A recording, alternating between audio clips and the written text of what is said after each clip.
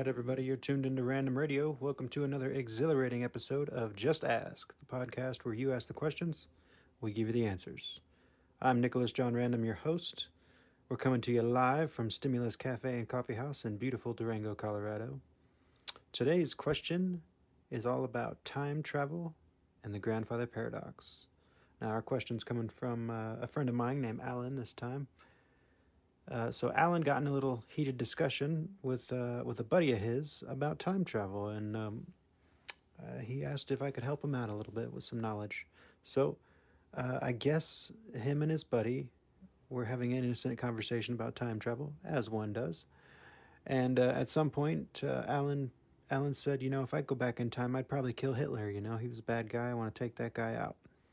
And his friend politely said, well, that's great. It's wonderful that you'd like to go back and kill Hitler, but you can't. The grandfather paradox won't allow that. And my buddy Alan, he didn't know what the grandfather paradox was, and he came to me. He's like, honestly, I don't understand enough about that. I know you do these podcasts about all sorts of stuff, so could you do one about time travel and the grandfather paradox to help me understand what exactly is going on there and why that couldn't work? So that's what today's podcast is about. I'm going to help Alan understand why he could not go back in time and kill Hitler. All right, where to begin? Where to begin today? So, let's see. Well, first things first.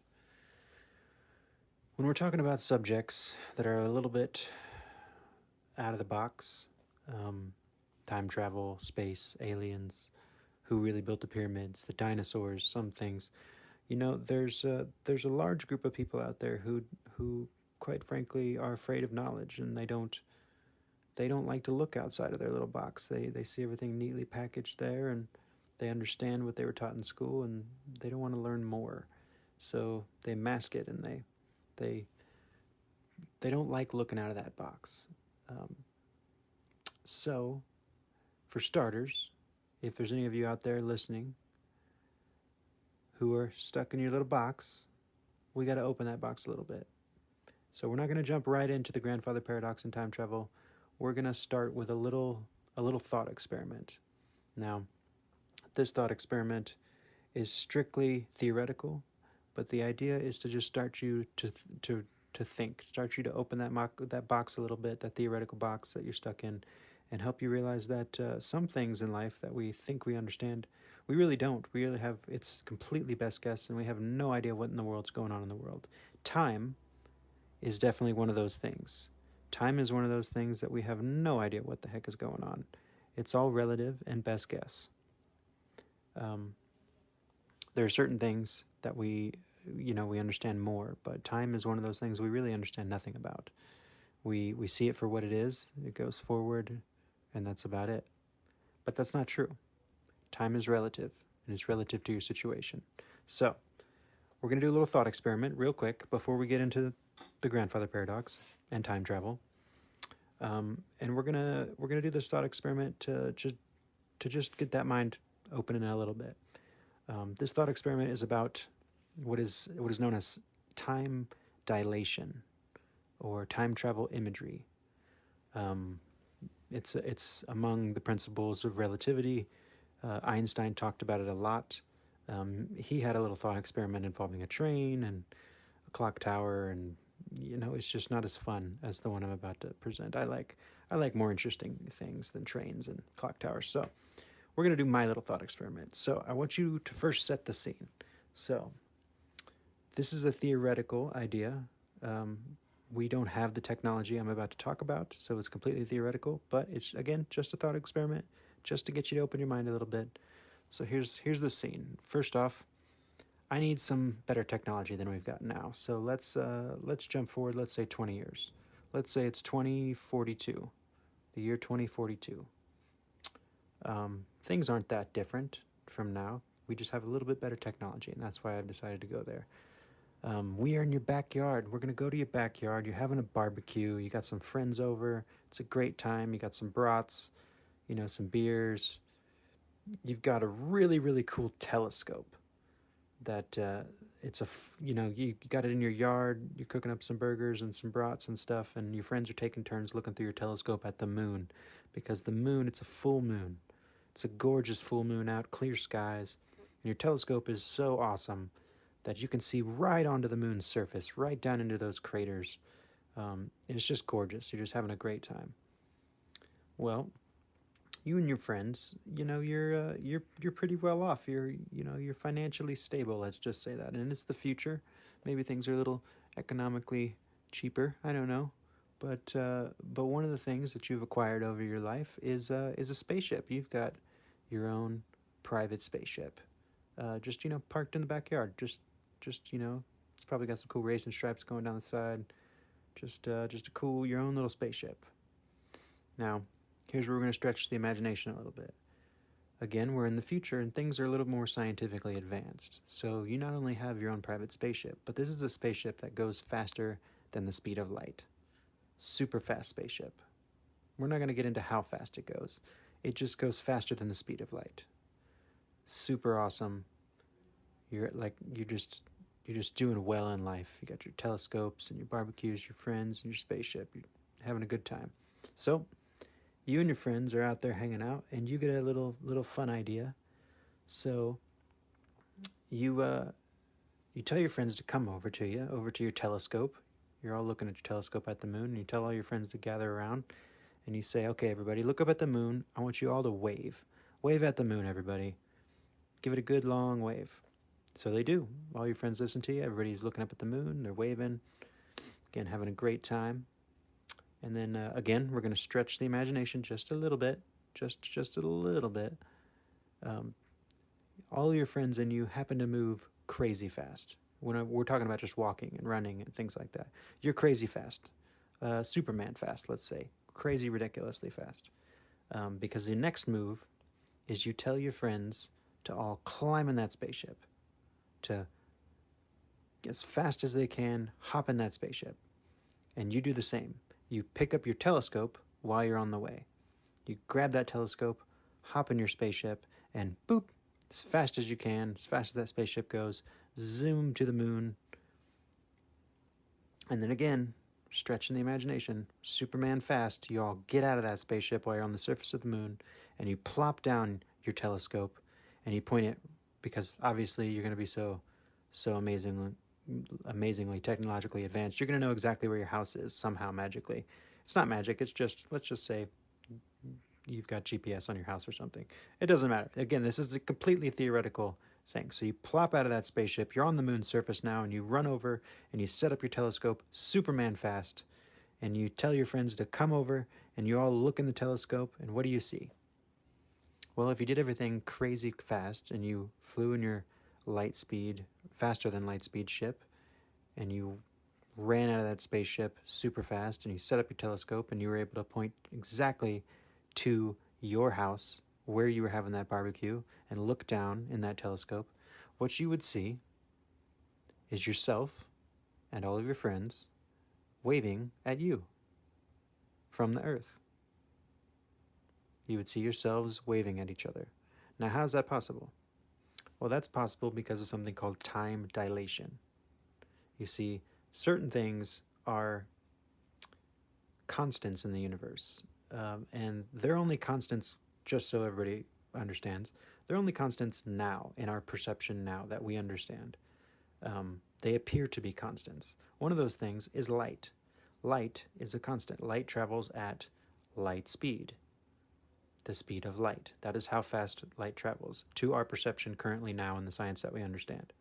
It doesn't go faster than that. It goes, or slower than that. It goes at that speed. If you have a spaceship that travels faster than light, then it is possible for this experiment to have happened. It is possible for you to have seen yourself waving at yourself, because light traveling at light speed, the image of you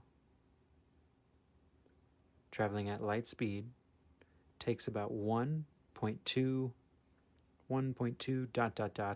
seconds to leave the Earth's surface and reach the moon's surface.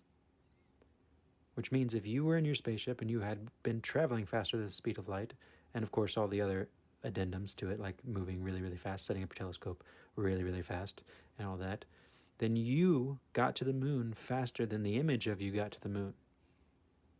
Now, that's not real time travel. Obviously, what you're seeing down there isn't you. It's an image of you, which is why we call it time travel imagery or time dilation. But the point is, time is relative. You are still seeing you. You still can see yourself in a situation that you aren't in. Because time is relative. Time is relative to your situation. And that's all we're trying to do with this thought experiment. That's all we were trying to do, is explain that things aren't always as they seem. We think we understand time when reality is we have no idea what the heck time is doing. And time is relative, and it's relative to your situation. And if you can change your situation ever so slightly, well, then you can change, maybe, the way the time works. And then maybe time travel is possible. All right, now, I hope that little thought experiment didn't take you too far off the tracks. It was just an experiment to open the minds of some people who aren't quite ready to accept the possibility that time travel could be possible, because I 100% believe it is. I believe in the future, maybe even now, depending on the science we have or have available to us, that time travel is 100% possible. I definitely do. But it's possible based off of a few things, and that, my friends, is what we're here to talk about today. So, moving on. Let's talk about some time travel. Time travel. Ugh. Love time travel. So many good time travel books and movies out there. Oh, so many good. Shoot, there's some Bruce Willis. Everybody loves Bruce Willis, right? There's Bruce Willis time travel movies. Come on, guys.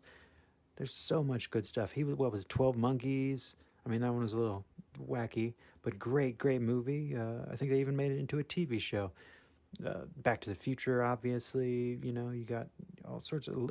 Bruce Willis made Looper, another more than one Bruce Willis time travel movie. What are the odds? Ridiculous. All right, so let's see. What are we going to talk about? We're going to talk about the grandfather paradox. So we're going to use my buddy Alan's question, his argument. He wanted to know why he couldn't go back and kill Hitler. So before we talk about Hitler, probably, hopefully, the last time I say that statement. Let's see. When it comes to time travel, there are how do I say this? And again, I don't want to offend any knowledgeable individuals out there. I have to say this part right now so that everybody understands something. This show is 100% my opinion. Everything that I say and do is my opinion. It is based off of my knowledge that I have, the knowledge that I receive from reliable sources that I have vetted myself, from my own research and things like that.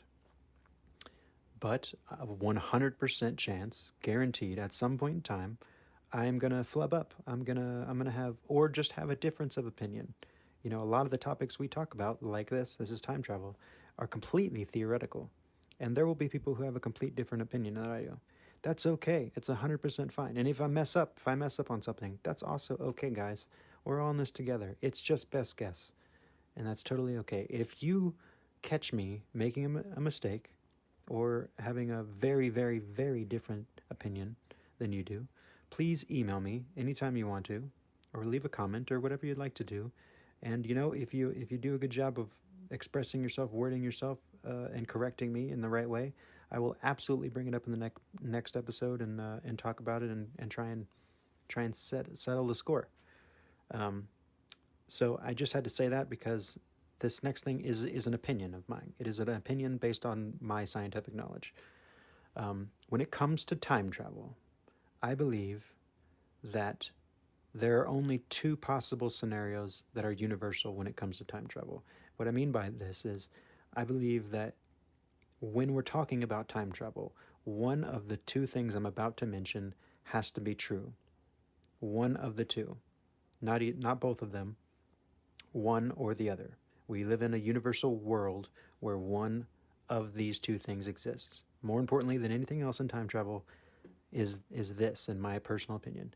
Either we live in a world where the grandfather paradox is a constant and governs our world, or we don't, and we live in a multiverse.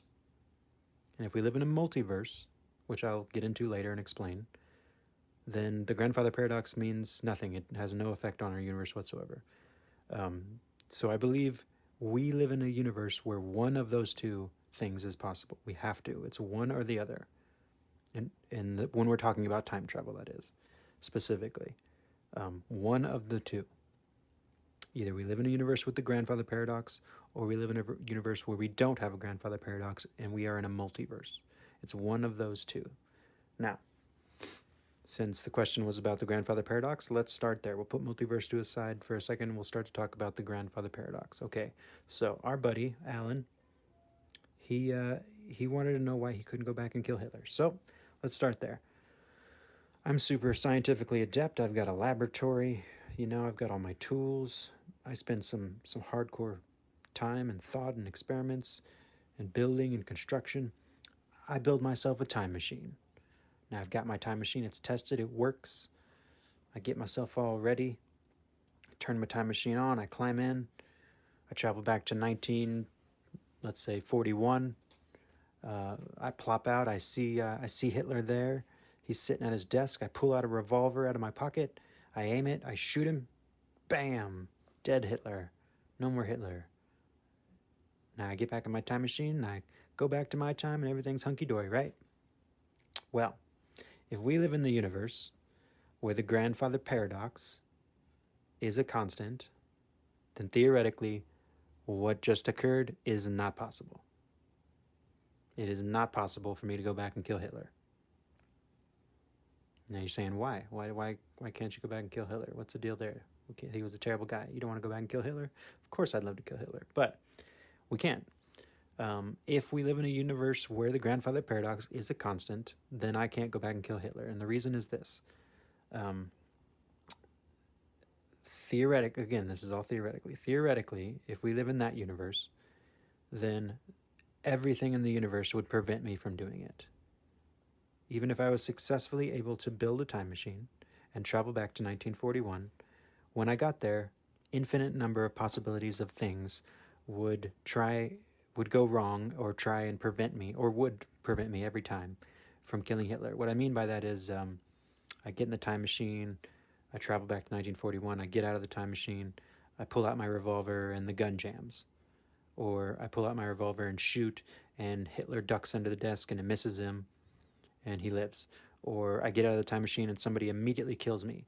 Infinite number of possibilities of things would happen to prevent me from killing Hitler. Now the reason is this. See, the grandfather paradox is thus. If Hitler was not around, if I was successfully able to kill Hitler, it would alter the future to the point where Hitler would never have been around in my history, me as a person, my history, to have done the terrible things that he did. If he had never done the terrible things that he did, then I would not have most likely heard of him as a terrible, terrible person, or at least not think of him as a terrible, terrible person, to the point of me wanting to build a time machine to go kill said terrible person. How do I explain this in a little bit of a better, easier way? Has anybody read H.G. Wells' A Time Machine or seen the movies? They made a movie in the 60s. It wasn't bad. We had some cheesy monsters, but they did make a fantastic version of H.G. Wells' A Time Machine in the 2000s. It's got Orlando Bloom, Guy Pearce, great film. Well, if you've seen that or read those books, or read the book, sorry, here's the easier, it might be a little bit easier imagery for you. Okay, so in the time machine, there's a gentleman who's a scientist who is a young man, and he finds a beautiful woman he wants to marry. He proposes to her. They're walking in the park, happily in love. They get mugged, and she gets shot and dies. He's so distraught that he spends the rest of several years in his laboratory doing science and building a time machine so that he can go back and save her life. So he's successful. He builds this time machine and he travels back to the day she died. And he's like, in his mind, he's like, okay, this worked. And he gets out, he's on the same day, and he sees her, and he's like, okay, well, she died in the park. We got mugged in the park, so let's not go to the park. Let's go down, walking down the road, and I'll buy her some flowers. So that's what they do. He takes her to a completely different place. They go walking down the road to buy her some flowers, and he steps aside for a moment, and a carriage goes out of control and runs her over, and she dies. And he's distraught again, and he tries several times to go back and save her life. And every time something different happens and she dies. And he's completely confused by this. He can't figure it out. He can't understand why she dies every time he tries to go back and save her. So he travels to the future thinking that he can find somebody who's really, really smart, and they can help him understand what the scenario is. And a whole bunch of crazy stuff ensues, and it's a wonderful book, wonderful movies. But the reason he can't save her is because of the grandfather paradox. And the idea is this, it's this simple. If he had gone back in time and was able to save her life, if she had not died that day, then he never would have invented a time machine for the purpose of going back to save her life. It's just a circle of paradox. She died. He invented a time machine to save her life because she died. If he was able to save her life, he never would have invented a time machine to save her life. It's a circle of paradox. And that is the grandfather paradox in a nutshell. I can't go back and kill Hitler, because if I killed Hitler, then Hitler wouldn't have been around to do those terrible things for me to, in the future, want to go back and kill Hitler. There we go. I hope that helps you understand what that is, or what that part of time travel is, Alan. But that's as simple as I can make that. And again, if you want a cinematic way to explain it, I do recommend the 2000s version of Time Machine. Great flick, great actors, great movie. So that is one of our time travel scenarios. Now, also, I want to point this out. Just because the grandfather paradox exists in this theoretical universe does not mean time travel is not possible. It doesn't mean we can't go back in time. I think people get confused by that. You could still definitely go back in time and do stuff. The concept is you just couldn't go back in time with intention of doing one thing, of one important thing, like kill Hitler, because then you never would have done it, or never would have wanted to do it. You can definitely still go back. You could still go back and observe and look around and mess with stuff. You could even mess with stuff as long as it didn't affect the fabric of reality to the point where you wouldn't have wanted to mess with it in the future. That's just the grandfather paradox. It's got a silly name, the grandfather paradox, for a number of there's a number of reasons why people say that it's called that. My favorite of all of these was, the idea is you don't want to go back in time and meet your grandfather, because if you accidentally kill your grandfather, then you won't ever exist. But that's just that idea, and it's just concept. You could still go back in time, you could still hang out, you could still do stuff, you could still look at the dinosaurs and all the fun stuff. Now, that's idea one. That's concept one, universe one. Option two is the multiverse. Now, I'm sure you've heard this term, multiverse. It's in a number of cinematic movies going on all around the country right now that are very popular, with flying guys with capes and such. But the multiverse theory has been around for a long time in science. It's a very prevalent theory in a lot of mainstream science, like string theory and things like that. It's a very popular theory. And if the multiverse exists, throw the grandfather paradox out the window. Doesn't matter at all. And let me explain why. What a multiverse means is that there are not just this universe. And what I mean by this universe is this world that we exist in. We have Earth, we have Mars, we have Venus, we have all the planets, we have me, you, your dog, all that kind of stuff. There's not just one of this world, all the planets, all the stars, everything. There's multiple. Infinite number, one would say. Infinite number of identical and not identical universes. So there's parallel universes, which are thought to be identical. In other words, it's another universe that is almost exactly the same as ours, but with little subtle differences. So, like, there's a me, there's a you, And there's your cat, but instead of your cat being a brown cat, it's a white cat. Something silly like that. There's parallel universes, and then there's just alternate universes where everything can be different. Like completely different. Something in evolution changed slightly, and man doesn't exist, and it's just a world still with dinosaurs or something like that. Completely different universe. Everything is possible. Anything and everything is possible because there is an infinite number of universes. That is a very popular theory when it comes to science. And the reason why the grandfather paradox gets thrown out of the window whenever we talk about multiverses is because of this. Here's the exact same scenario if we live in a multiverse world. So, we want to go back and kill Hitler, and we want to use time travel. So, I invent my time machine. I travel back in time. I see Hitler there. I have my revolver. I pull it out. I shoot him. Dead Hitler. I get back in my time machine, and I travel back to my time, which right now is 2022. Whew. Speaking of time, time is zipping on by. Anyway, the point is, I would have arrived back in 2022 in a completely different universe. It would not be the universe that I know. Everything would be very, very different. And even if everything wasn't different, a lot of things would be different from a move like that, like killing Hitler. I can tell you would drastically affect our history on this planet. Hitler was a terrible guy, but him being there where he was did have huge effects on our world. You see, namely, what I can think of is scientific research in general in the Americas. A lot of scientific research in the Americas wouldn't have happened or would have happened much, much later if Hitler didn't do all the things he did, because America got into the war late, and whenever we did, the Germans went down. After we defeated the Germans, the Americans were way better off than everybody else. The Allies were really, really messed up because they were the ones fighting the war most of the time. The Americans just came in at the last minute and won the thing. So whenever the war was over, we were the strong hand, and we decided we were going to take all the Nazi scientists, the crazy Nazi scientists doing all the wackadoo experiments. We were like, yeah, those guys are really smart.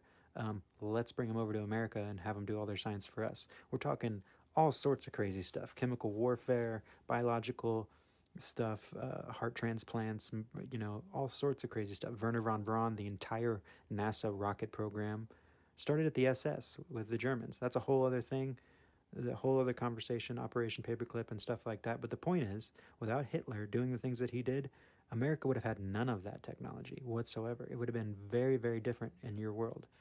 So, whenever you went back in time, when I went back in time and killed Hitler, and I came back to 2022, I'm in a totally different universe, a completely different universe. My universe still exists somewhere. According to the multiverse scenario, my universe still exists, but I am now in a completely different one where everything is different. And it goes like that for any time travel. You go back, you kill the dinosaurs.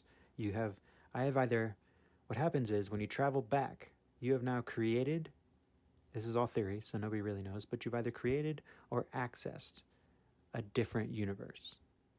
You are in a different universe than the one that you started in. And there are an infinite number of universes, so anything is possible. You could literally do anything. There is no grandfather paradox. You can do anything you want when it comes to time travel, but may have poor ramifications. The truth is, we don't know, because every time you go back in time and affect something, you are creating a new or accessing a new universe in which everything is different. So anything is possible. The best example I can think of this cinematically is probably Back to the Future. I think it's Back to the Future 2, in which Marty goes to the future and he sees a sports almanac in a store window, and he picks it up and he's like, "Oh, I'm going to go back in time and give this to myself, give myself a little one-up financially." But Doc sees him and he's like, "Don't do that. That's bad. Blah blah blah blah blah. You'll affect time and this and that or whatever." And the movie goes along, and Biff, the bad guy character, somehow gets the sports almanac and gives it to his younger self, way way way back in the past. And then whenever Marty goes back to 1985, his 1985, all of a sudden everything's different. And his dad is dead, and Biff is a rich millionaire and is married to his mom. He's got a casino and all this stuff, and he's trying to figure out what in the heck's going on. And he finds Doc, who's crazier than normal, and Doc explains to him that he accidentally created a parallel universe.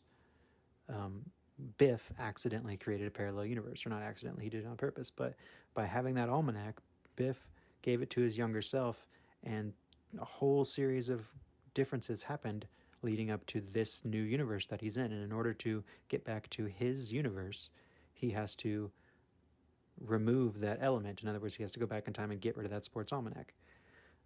That's the best cinematic version of this I can think. But basically, like I said, those are the two options you got. You either got the multiverse, in which anything's possible in time travel because there's different universes and you're popping in and out through the different universes when you're time traveling, or you have a grandfather paradox universe in which you can travel through time, but you have to be very careful with what you intend on changing because it'll drastically not go wrong for you. So those are your two options. I hope that clears up a little bit about time travel. I know this was a shorter episode, but you know, time travel is always fun to talk about. I'm sure this isn't going to be the last time we do. So, so I think that about covers it. If you want to watch some great time travel movies, there are infinite numbers. Like I said, we mentioned Back to the Future. There's 3 of those movies, great movies. Looper, 12 Monkeys. Those are a little darker, but they're good ones. Let's see, Bill and Ted's Bogus Journey, fun, great for the whole family. Absolutely wonderful. The Bill and Ted movies. There's 3 of them now. Excellent Adventure. The first one is very much a kid's movie. Bogus Journey, a little bit more adult, but absolutely amazing movie about music and one of the best ending scenes of a movie of all time, in my personal opinion. The third one was pretty terrible, but it was made when everybody was older and they were just having some fun. Let's see, what do we got? We got, there's all sorts of time travel movies. Frequency is kind of a time travel movie. It's very, very interesting. It's about time traveling airwaves. That was always fun. Let's see. Oh, you know what? If you happen to be a scientific guy like myself, but you also like the ladies like myself, and you would like to have a little movie night with your lady or lady you're trying to woo, but you don't want to watch a boring old, Sweet Home Alabama kind of romantic, boring movie, go find yourself a movie called About Time. Now, this is truly one of my favorite movies of all time because it's got a little bit of everything. It is a movie about time travel, but it is also a romantic comedy with some great, great actors: Bill Nighy, Rachel McAdams. Phenomenal, phenomenal movie. It's funny, it's sappy, it's romantic. Your lady will love it. You will love it. It is a great film. One of my favorites of all time. Definitely love that movie. Definitely recommend it. I think that about covers it, guys. So until next time, like I said, if you have any more questions about time travel, we'll absolutely try and get to them. But if you have any new, fun, and exciting questions you'd like to ask and you'd like us to do a show about, please leave me a comment with the question, or you can email it to me directly at random@cafestimulus.com. If you like our show, please click that like button, or go to if you want to support us, keep the show going, go to our Patreon account, which is patreon.com/randomradio. You can keep the lights on for us a little bit. Once again, we are live here at Stimulus Cafe and Coffee House in Durango, Colorado. If you ever want to come in and meet Nicholas John Random in person, I'm a friendly guy, and I'd more than happy to sit down and have a real live version of Just Ask just for you. Until next time, guys, this is Random Radio tuning out.